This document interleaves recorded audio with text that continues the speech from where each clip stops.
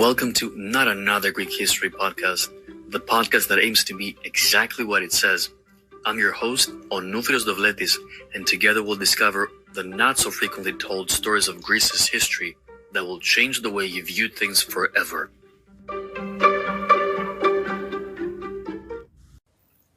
Hello everyone. This year, exactly in July 2024, it's been 50 years since the Turks invaded the Greek island of Cyprus, so I thought this would be a good opportunity for us to maybe kind of start talking about this a little bit more. So let's get to it.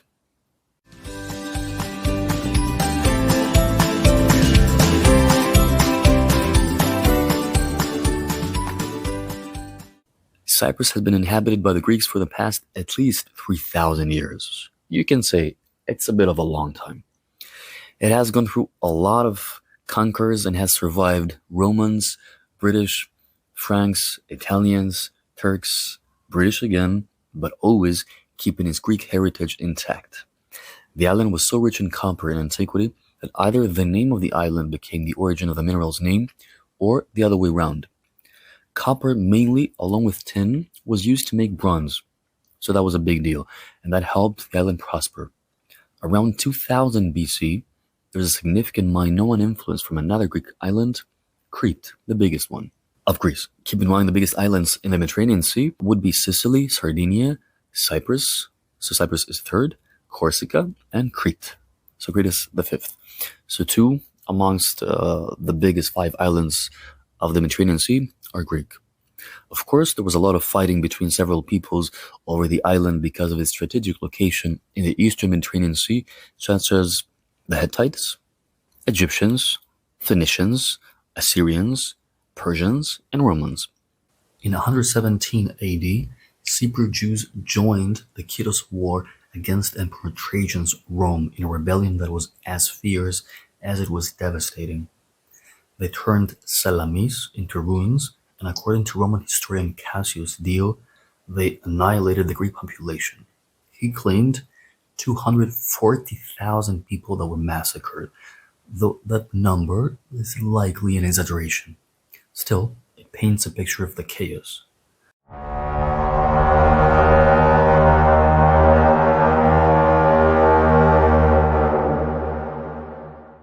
Rome didn't take it lightly. They banned Jews from living on Cyprus, enforcing the decree so ruthlessly that even shipwrecked Jews faced execution on arrival. For centuries after, the island saw no trace of Jewish life, not until the 4th century AD. Fast forward to the 7th century, during Emperor Heraclius' reign, Cypriot Jews were making waves again. This time, they reportedly attacked Christian monasteries. It's a dark chapter of rebellion and revenge, which left scars that lasted for generations. But did you know that Cyprus played a big role in World War II for European Jews? Cyprus, really? That sunny island with Souvlakian beaches? What role could it possibly play? Well, when Nazi Germany rose to power in 1933, hundreds of Jews fled to Cyprus for safety.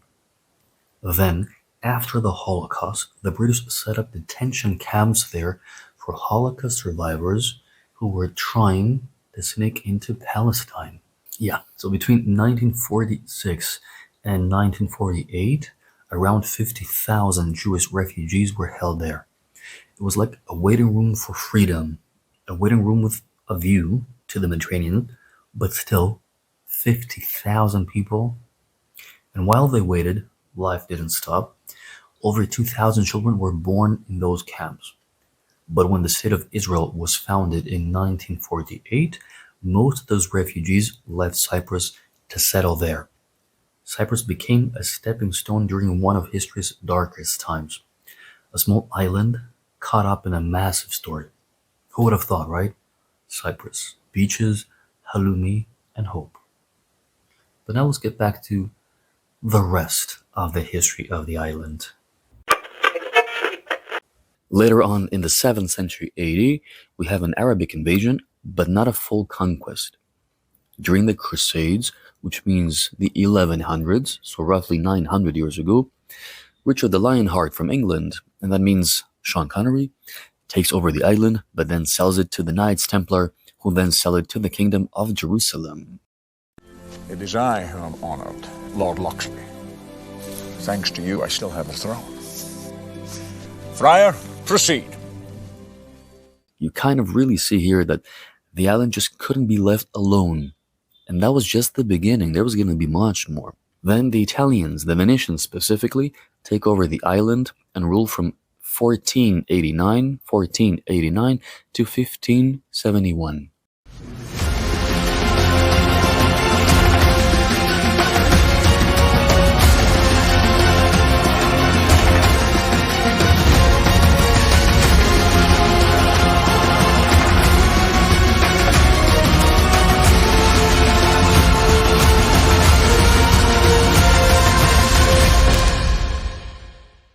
The Turks attacked the island several times.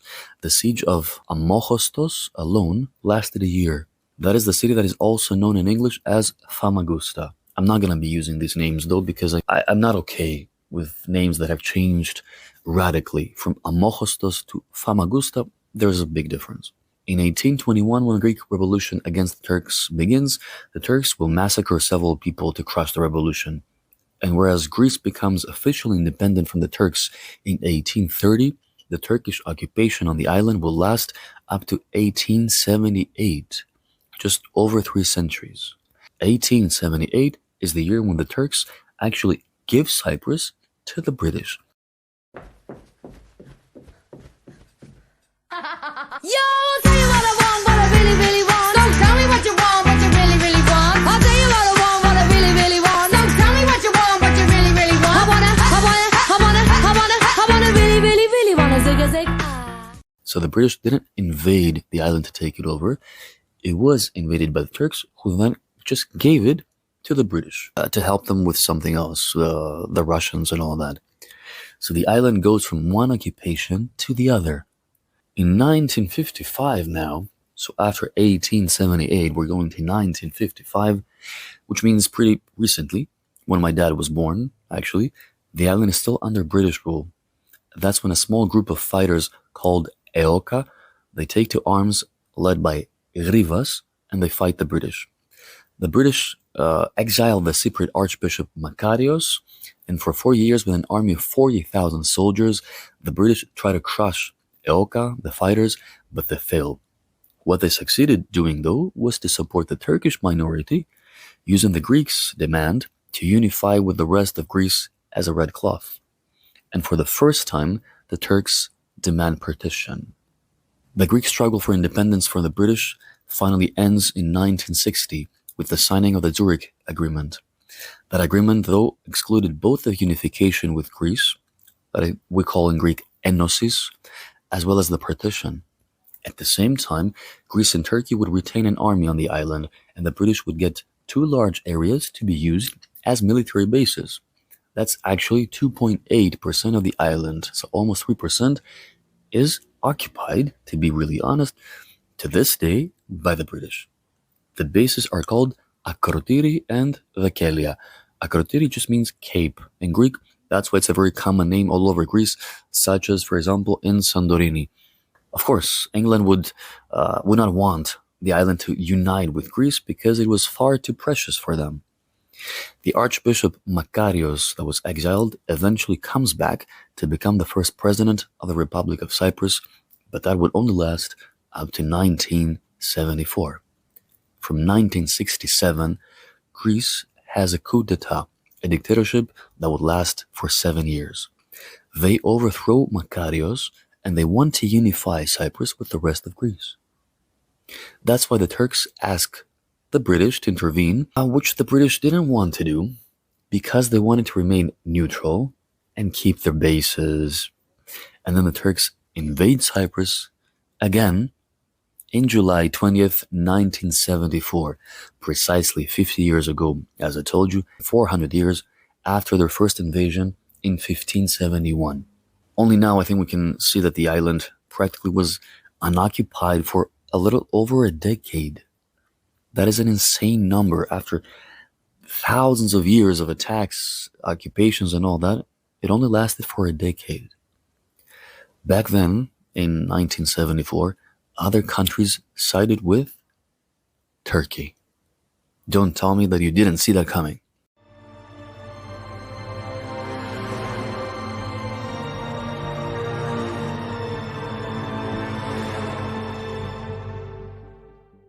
The fact that some people want to take their independence, they want to be independent finally, and they want to reunite with their people and their country, that was not to the liking of Western Europe and of the United States. Boy, what a surprise. As if the Greeks and so many other people haven't suffered enough, but to even take sides and actually choose the enemy, that's really mind-blowing. And that wasn't going to be the last time that Greece was backstabbed by Europe and the United States. Specifically, Henry Kissinger, who was the United States Secretary of State from 1973 to 77, which means exactly during this period, he said back then, when he saw that the Turkish invasion wasn't going so well, and they were really worried, it doesn't serve the American interests to have Greeks in Cyprus. I mean, come on, really? It's a Greek island, inhabited by Greeks, and it doesn't serve your interests, okay? He said, we want a strong Turkish presence. Not present. What could have gone wrong? Why is this invasion going so badly? That's what he meant. In Greece, there were slogans such as Kissinger, murderer, Americans get out, no to partition, and Cyprus is no Vietnam. When there were many demonstrations back then, people used all of those slogans. During the first 5 years of the dictatorship, Greece was pretty well prepared, and despite being such a much smaller country in comparison to Turkey, the Greek army and infrastructure was not heavily outnumbered, which means Greece could have maybe even won in that war. In the beginning, the Turks occupied 3% of the island. That's a coincidence. That's as much as England has to this day. Then a ceasefire was declared, but the Turks continued the invasion, resulting in the occupation of 36% of Cyprus, from 3% to 36%. As a result, 1/3 of the Greeks, that means 150,000 people, they were displaced from the north. Out of the total population, there would have been roughly 80%. And also 60,000 Turks were displaced from the south to the north. After the Turkish invasion, over 570 churches, a staggering number, have been destroyed and vandalized in the occupied part of Cyprus. Not to mention the smuggling of all sorts of antiquities, including even a painting from a dome of a church, which was repatriated 10 years ago from the United States. In some cases, as crazy as it might sound, even Greeks were involved in the smuggling. Shame on you. A lot of the churches were converted by the Turks into mosques. Makes sense. Gyms. Okay, I'm not seeing that, but okay. Cafes. Weird. Hotels. I can see it. And barns. Okay, obviously that is Turkey's agenda to completely erase anything that existed before the Turks occupied those places, or to misleadingly promote it as Turkish, unfortunately. That's what I know, for example, is done quite a lot in Ephesus, where many of the Turkish guides very conveniently forget to mention that it was an ancient Greek city. It doesn't matter that you read Greek all over the place. The Greeks didn't exist.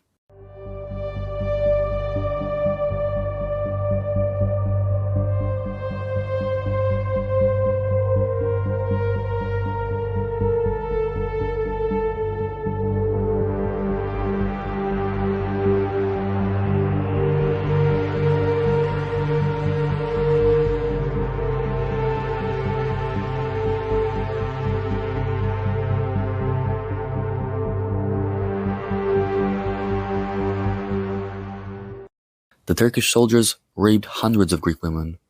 That's why there were created back then special abortion camps. Several children were kidnapped and were sent to Turkey. No one knows what happened to them to this day. Obviously, they were raised as Turks or whatever, who knows. Thousands of Greek prisoners were taken to Turkey and many were never found. They are considered missing to this day. A lot of the prisoners, though, were executed on the island and the Turks buried them in mass graves. The northern part of Cyprus, occupied by Turkey, as we said, is about 36%, and that was recognized as the Republic of Northern Cyprus in 1983 by Turkey, Bangladesh, and Pakistan. Now it's recognized only by Turkey. Keep in mind that it has not been united with the rest of Turkey. It's supposed to be an independent republic, the Republic of Northern Cyprus. That's what they call it. Whereas the free part, the Greek part, of course, which makes up for 60% of the island, is internationally recognized as the Republic of Cyprus, so just Cyprus, and in 2004 it joined the European Union. It yet has to reunite with the rest of Greece.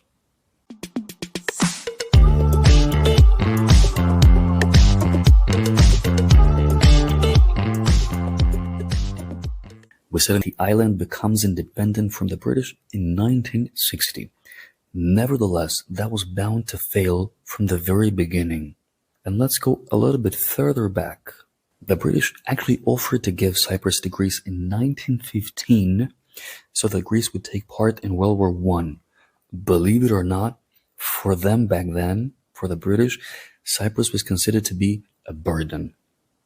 Nevertheless, for other complicated reasons that have to do with Greece's Danish king that favored Germany, Greece didn't accept the proposal. We sided with England in the war anyway, though. Right after the war ended, the British will face uprisings in their occupied regions such as India, Malta, and Egypt, which is below Cyprus. It's quite close to Cyprus and Greece. So it became crucial for them to at least hold on to Cyprus. So obviously that proposal was going to be the only time when there could have been an actual solution to the problem of Cyprus. A century ago, with the Balkan Wars and World War I, Greece is getting back a lot of its land that had been occupied by the Ottoman Empire. But at the same time, it loses huge opportunities, such as Asia Minor, where the city of Smyrna is.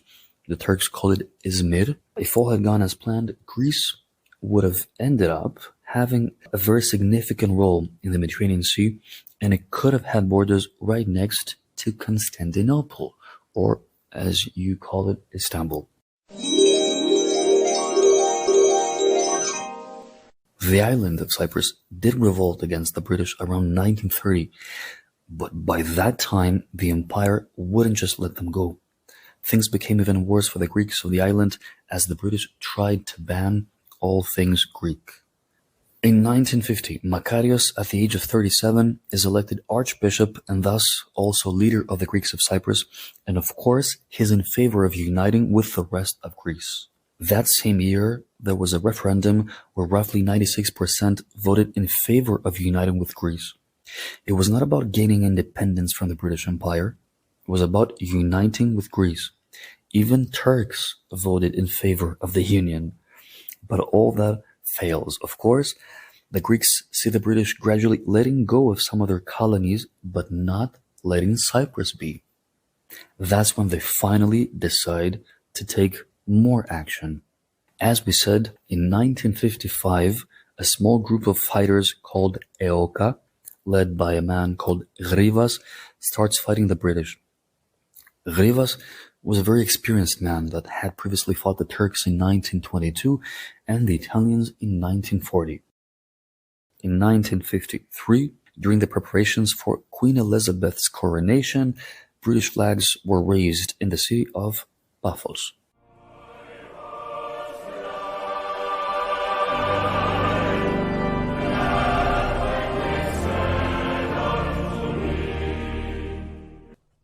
The locals were enraged and protests were organized. These were mostly peaceful until a 15-year-old child, a student, 15 years old, Evagoras Palikaridis, he climbs on a mast and takes down the British flag, and he tore it.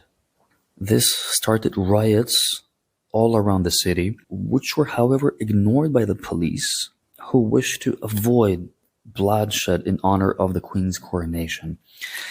Evagoras was arrested. In the end, he was released.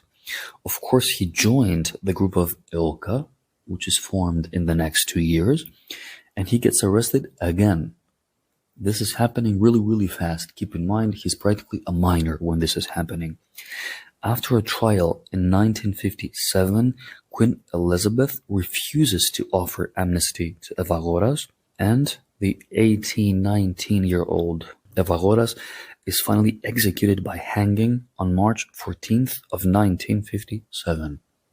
He used to write a lot of poetry since the age of 13, and that's why he became known as the poet of the revolution. His last words were the Greek national anthem, which was cut short because he was hanged. He was merely one of the many, many fighters who died around that age, some of whom even had children, already being, even though they were like 23, 24 years old, they had children. Their courage famously baffled the British, who didn't allow the families to bury their dead, nor did they allow them to visit the graves. The imprisoned graves, and you can look this up, imprisoned graves, are located in the central jail of Lefkosia. In English, you call the city Nicosia. Lefkosia is how we say it. The name Nicosia appeared, just so you know, under the medieval crusader dynasty of the Lusignan. I have also mentioned this in the episode about the Eurovision Song Contest, that Europe rewarded Turkey for the invasion in Cyprus by letting it take part in a European contest right after the invasion, not even after years, the next year. In 2006, the contest was hosted by Greece. When the moment came for Cyprus's spokesperson to announce the voting from Cyprus, he said, "This is Nicosia calling," and then there was no sound for a few seconds. What Eurovision didn't want the audience to hear was, "This is Nicosia calling, Europe's only divided capital." Lefkosia, as it should be called, as I said, is divided because the northern part is occupied obviously by Turkey. And the northern part is also the capital of the occupied part of Cyprus. Ironically, the city of Lefkosia is twinned with two cities in Turkey, Smyrna and Ankara.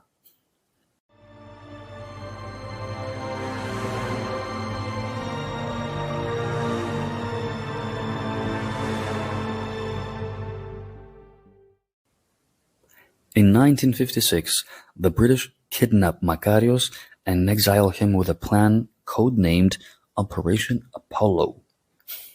That's the funniest thing ever, because in 1968, a Greek romantic comedy was made with the title Operation Apollo, Επιχείρησης Apollon, about a tour guide that falls in love with someone who appears to be a tourist. So there's some mystery there. If you find this movie, watch it. I love it. It's an amazing movie which shows you a lot of parts of Greece. In 1960, Cyprus gains its independence, as we said. The first president is Makarios, who comes back from exile. It is said that Makarios was blackmailed to accept the independence over the union with Greece. And he was blackmailed by the British government along with the Greek government. Surprise, crazy stuff. But more than half of the treaty for Cyprus's independence was about the military bases that England has on the island to this day, where in those bases, the people of Cyprus are not allowed to go because it's British territory. So much for Cyprus not being a colony anymore, right? That's why the British constantly tried to instigate fighting between the Greeks and the Turks on Cyprus. Nevertheless, when the British at some point considered leaving their bases in Cyprus, the Americans with Secretary of State Henry Kissinger said that that would undermine the Western world's interests.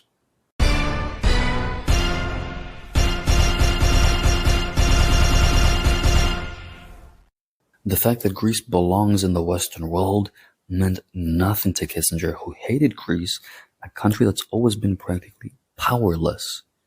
Kissinger insisted for the British to remain in Cyprus because it's very close to the Middle East.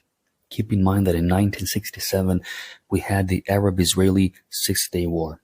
As British diplomat William Mallinson says, the British practically controlled crucial parts of the Mediterranean Sea by having Gibraltar in the west, Malta in the center, and Cyprus in the east. So trying to undermine the Greeks' rights in Cyprus, Kissinger even went as far as to say something completely false.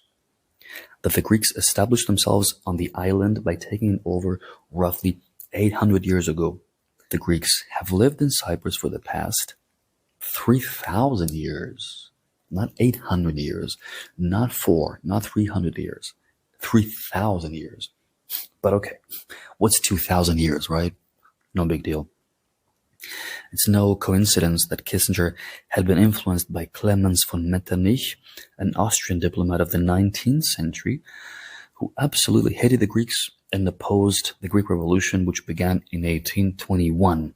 And I do have another episode just about that revolution. If you're interested in this, listen to it. And Metternich actually hated the revolution of the Greeks because people like the Greeks, who for some crazy reason didn't want to be under someone else's rule, put Europe in danger. Metternich, after all, said about the Greeks, there, beyond our borders, 300,000 or 400,000 people impaled or with their throats cut count for little. So what he's saying here is that Greece is not within Europe's borders, although the name Europe itself comes from Greece, and the entire Western civilization is based on Greece. I'm not even gonna get into this whole thing with the cutthroats and all the stuff that simply doesn't matter. If the efforts of Metternich to stop the Greek Revolution had worked, now all of Greece would still be under Turkish occupation. But now parts of the Greek world are still part of Turkey. That hasn't happened for the entirety of the Greek world. Edmund Lyons, a 19th century British admiral, had said, an independent Greece is an absurdity. Duh. Yeah, right? It can only be British or Russian. And since it cannot be Russian, it has to be British. You go, Lyons. So as William Mallinson says in his book about Cyprus and Kissinger, the Cold War began much earlier than we think. And now we can see that already in the 19th century, the British are making a big deal about trying to fight the Russians in whatever way possible. That's why the British supported the Turks, because it served their plans against the Russians. In 1976, British Prime Minister James Callaghan, when talking with Kissinger again, so Kissinger is always really present in this whole thing, when they're talking about the Greeks, the British Prime Minister says, the dispute between the Greeks and the Turks is a difficult matter because none of us in the European community wants to show that we're against the Greeks. You know, we all keep saying how much we want them as a member of our community. That was an impeccable British accent, right? You almost get confused that this was the Prime Minister talking. And Kissinger would reply back then, they do have this tendency to overestimate their abilities. I'm not sure that's exactly what it was about, that we overestimated our abilities. That's ridiculous. Okay. Being from a country of 10 to 11 million people at best, which is very small, very powerless, I know better than to think that we overestimate our abilities. I think it was mainly about the fact that we, the Greeks, were stupid enough to trust the Americans and the other Europeans and to think that they would do the right thing and be on our side. The British supported the Turkish nationalism in Cyprus. They always tried to make things more difficult for Greece and to worsen Greece and Turkish relations. So the British would control Cyprus. I'm so glad to see that we only exist to serve the agenda of whatever country. They even tried to make all this happen through conventions. For example, in the 1955 London Conference, which practically gave Turkey the right to interfere in Cyprus.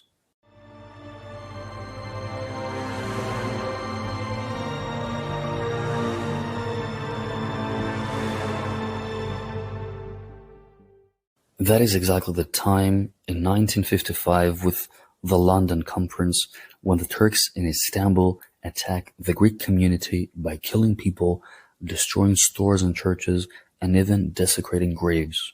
That is known as the Istanbul pogrom, which took place in September 1955 and has been compared to what the Nazis did to the Jews.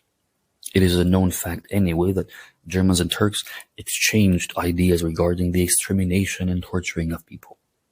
The Greek community of Istanbul was obviously too far from Greece, as Cyprus, by the way, is kind of far from Greece, and by now there's only about 2,000 of them left in Constantinople. The whole thing had been orchestrated by the Turks, though, who planted a bomb in a significant former Turkish residence that is in Greece. The same tactic with a bomb was used in Cyprus in 1958, but also in Smyrna in 1922. A similar thing, not a bomb specifically. That's when the Turks ended up burning down almost the entire city, but blamed it on the Greeks. Regarding the 1958 riots, now, that were sparked by the stage bombing, a Turkish politician born in Cyprus, Rauf Denktash, he even said back then, I love this one, the Greeks would have never acted like that. This time, we went too far. Finally, some honesty, which of course wouldn't possibly come from the Western Europeans. It came from the Turks. Thank you for that. Meanwhile, the British were only concerned that the truth about the Turks would come out. That's exactly what I just said, right? And they also didn't want Cyprus to join NATO, because if it had, there would have been no Turkish invasion. And to this day, Cyprus is not a NATO member, while a NATO member still occupies part of Cyprus. By the way, Russia, or the Soviet Union to be precise, viewed the Greek-Turkish conflict favorably, of course, because it weakened NATO. And although initially they threatened Turkey if it invaded Cyprus, they would attack it, in the end, Russia considered Turkey more significant to its own agenda. And of course, they didn't want the island to unite with anyone. In some twisted way, this is unbelievable, in some twisted way, both opposing sides, Russians on one side, and then of course the British and the Americans on the other side, they were both against finding a solution for Cyprus because this chaos worked for their own plans. For both of them, it's crazy. And at the same time, Greece wanted to get rid of the president of Cyprus, Makarios, because he was seen as an obstacle in the union with Greece. Amazing stuff.